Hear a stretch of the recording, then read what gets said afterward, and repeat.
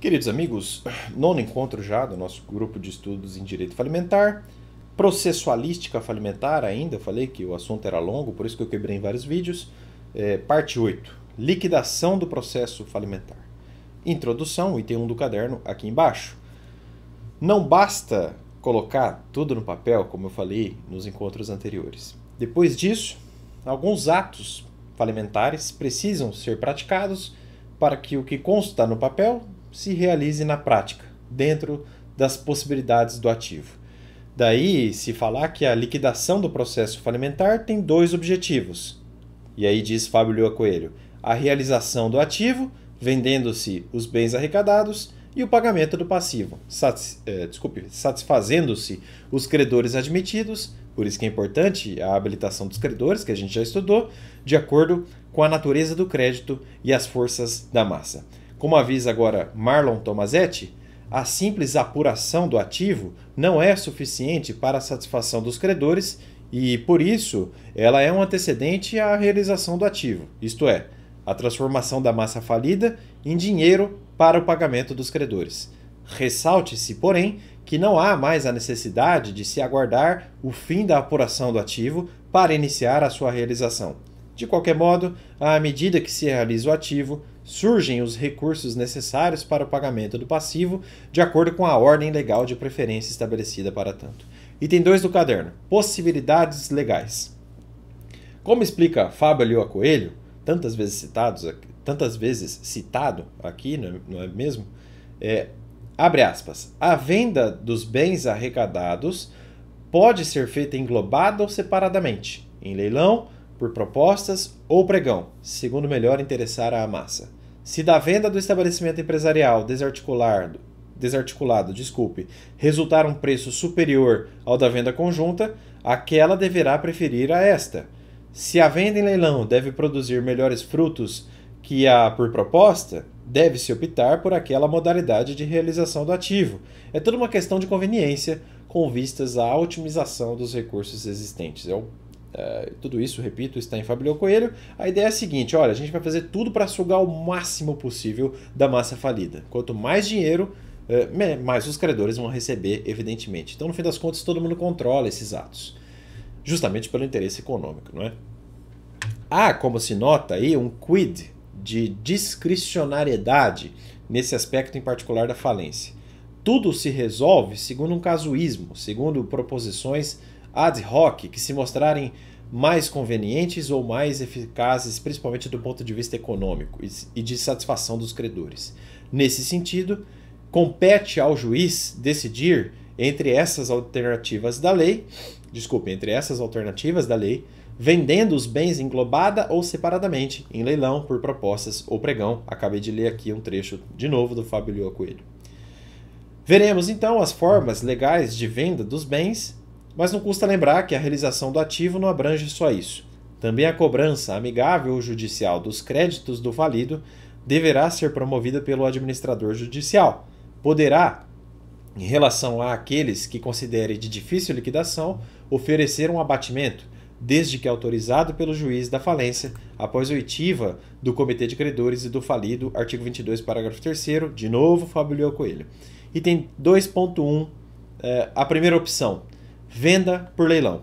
O leilão vem previsto como possibilidade de realização do ativo no artigo 142, inciso 1º da Lei de Falência, Lei 11.101 de 2005.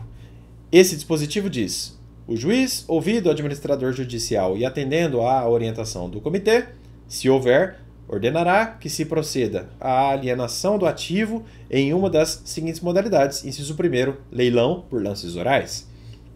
Note você que me assiste que a realização de qualquer modalidade, seja o leilão, seja a proposta ou pregão que a gente vai estudar depois, tanto faz, mas enfim, qualquer modalidade deve ser antecedida por uma publicação de anúncio em jornal de ampla circulação, com 15 dias de antecedência em se tratando de bens móveis e 30 dias na alienação da empresa ou de bens imóveis, facultada a divulgação por outros meios que contribuam para o amplo conhecimento da venda, ao parágrafo 1º. Quanto mais gente conhecer, maior a possibilidade de arrecadar mais dinheiro com o eventual ato de liquidação, seja o leilão, seja a proposta, seja o pregão.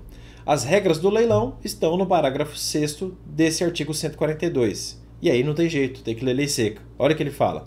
O parágrafo 6º, né? A venda por pregão respeitará as seguintes regras. Inciso 1º. Recebidas e abertas as propostas na forma do parágrafo 5º deste artigo, depois você lê aí, o juiz ordenará a notificação dos ofertantes cujas propostas atendam ao requisito de seu inciso 2º para comparecer ao leilão. Inciso 2º do parágrafo 6º. O valor de abertura do leilão será o da proposta recebida do maior ofertante presente, considerando-se esse valor como lance ao qual ele fica obrigado. Inciso 3º. Caso não compareça ao leilão o ofertante da maior proposta e não seja dado lance igual ou superior ao valor por ele ofertado, fica obrigado a prestar a diferença verificada, constituindo a respectiva certidão do juízo título executivo para a cobrança dos valores pelo administrador judicial. Muito bem.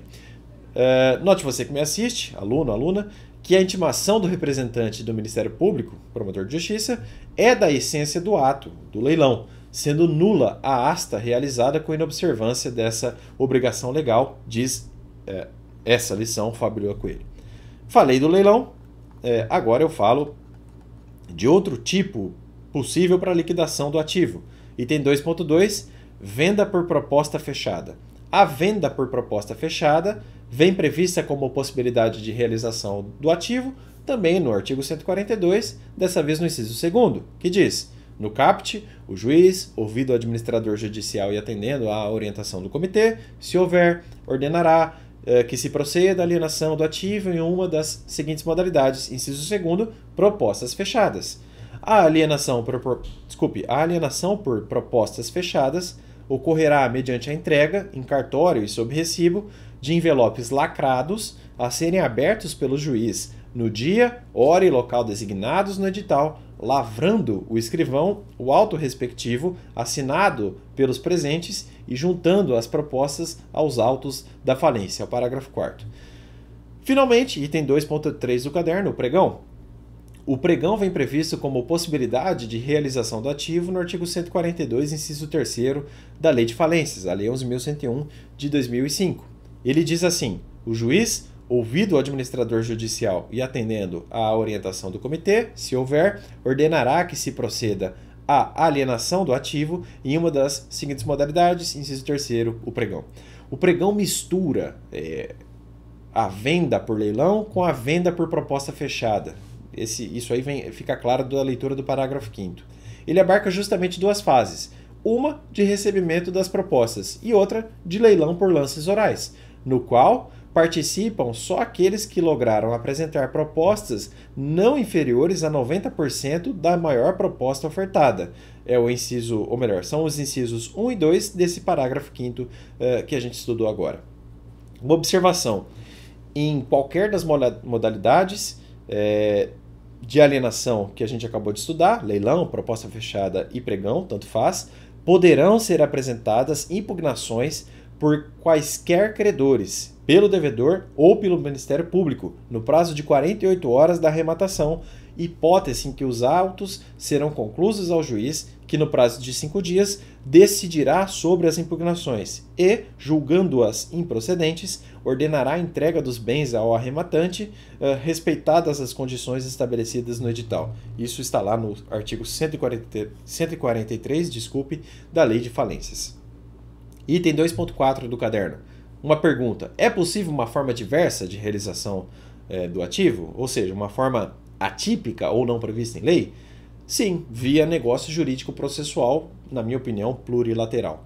Com efeito, aduz o artigo 144 da Lei 11.101 de 2005 que, havendo motivos justificados, o juiz poderá autorizar, mediante requerimento fundamentado do administrador judicial ou do comitê, modalidades de alienação judicial diversas das previstas no artigo 142.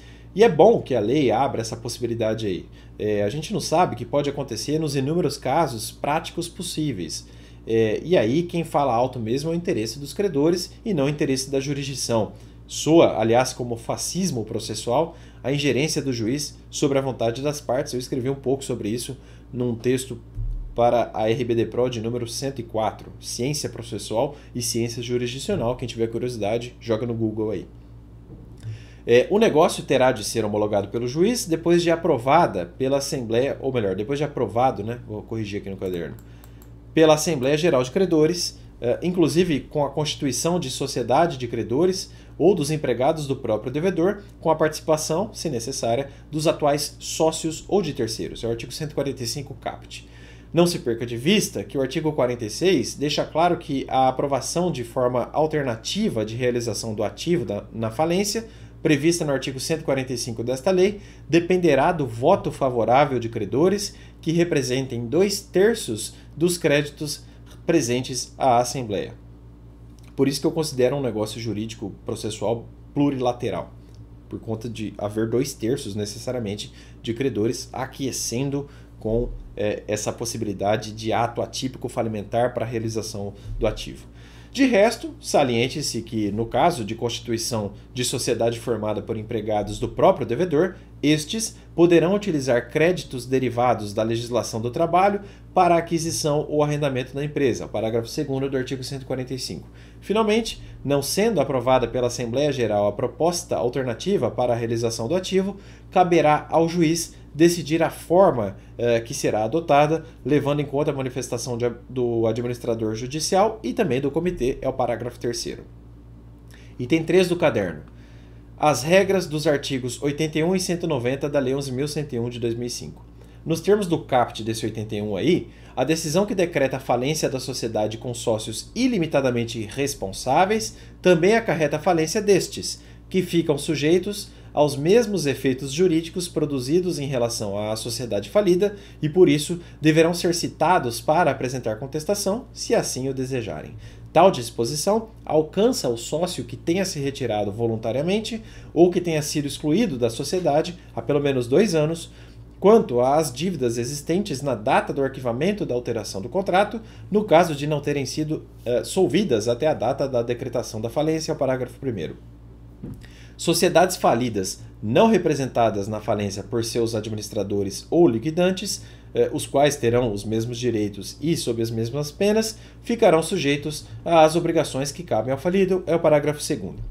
E sempre que a Lei 11.101 de 2005 se referir ao devedor ou ao falido, compreender-se-á que a disposição também se aplica aos sócios ilimitadamente responsáveis. Esse aí é o artigo 190. Por que eu li esses 2 dispositivos?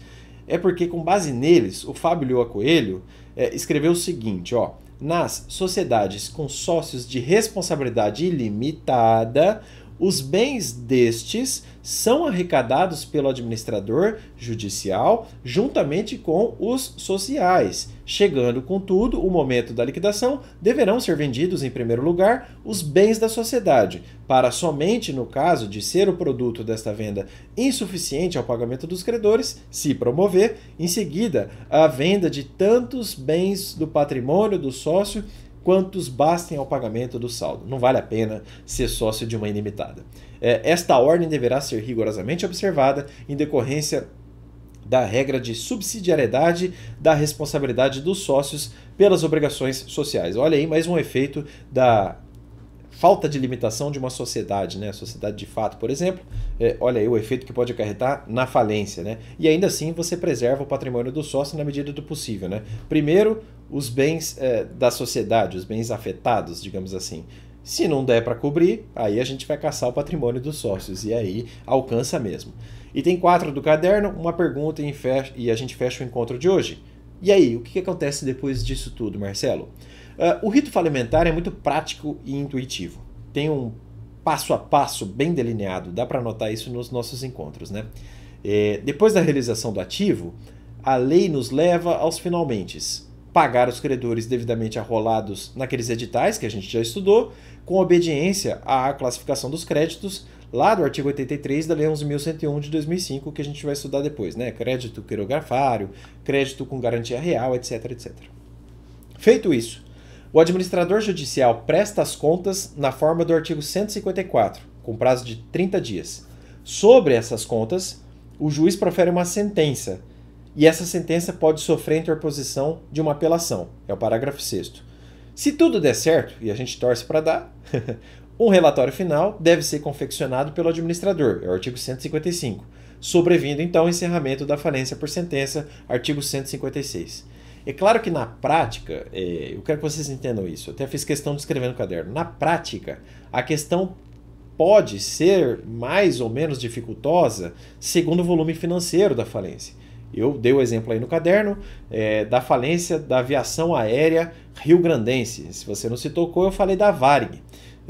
Por exemplo, né, só para dar esse exemplo, que deve ter exigido um esforço gigantesco e até polêmico, né, inclusive com intersecções da falência com CPIs, acho que teve uma CPI na Assembleia do Rio, e debates até de cariz extrajurídico, né, sobre moralidade, teve grana de financiamento de campanha, a questão ficou politizada e muito séria e até feia. Sobre o assunto, para quem quiser ver um pouco mais, eu deixo aí para você que me assiste, vale a pena ler talvez, eu citaria aqui o livro do Marcelo Duarte Lima, parece que ele é um piloto que escreveu sobre isso, um piloto que era da Varig.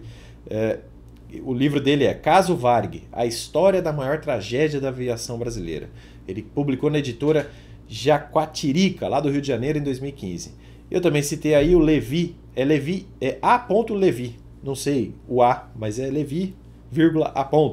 Os Abutres e a Varig, a história da destruição da maior companhia aérea brasileira de todos os tempos. Editora Createspace, ou Createspace, vai, lendo literalmente é assim, mas eu acho que é uma editora gringa. 2014, tá? Esse foi o nosso 9º encontro, e eu volto ao 10º encontro com vocês para estudar a reabilitação do falido, e aí a gente encerra a processualística falimentar, mas não o direito falimentar. Um abraço, até mais.